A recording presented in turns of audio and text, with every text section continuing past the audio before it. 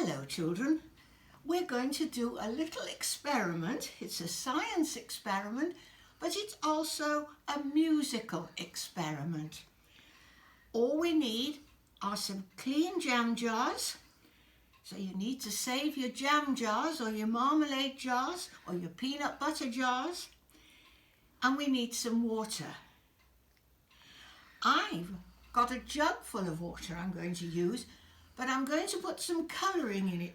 You don't need to put the colouring in, but I think we need the colouring so that you can see the water better. There. Doesn't that look lovely? Right. Now, we're going to see what happens when we put the water in the jars. Are you listening?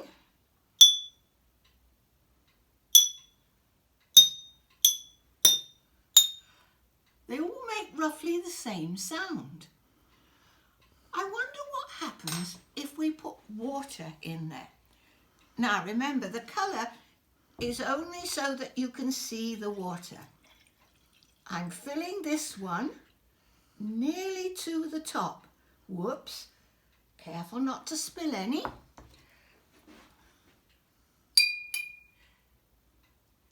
Remember, just listen. Can you hear? It's now a much higher sound. I'm going to fill the next one now, but not quite so full. And then the next one.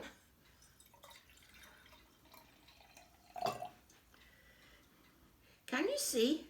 It's sort of going downhill a little bit. I'll just a little bit more in there, a little bit more in there.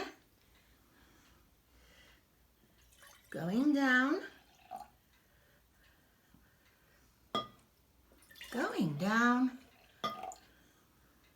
And then the last one, not very much at all. Right, let's have a look at the levels. Can you see that the water's going down? I think you've got to be careful to get them so that I don't want them to touch each other because that spoils the sound. But I want you to be able to see that they're going downhill. Now I wonder what happens to the sound. Are you all listening?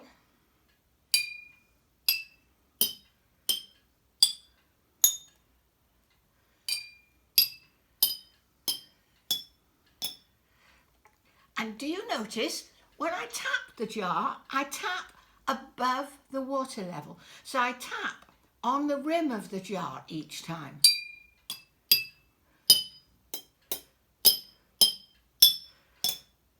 Can we make a tune?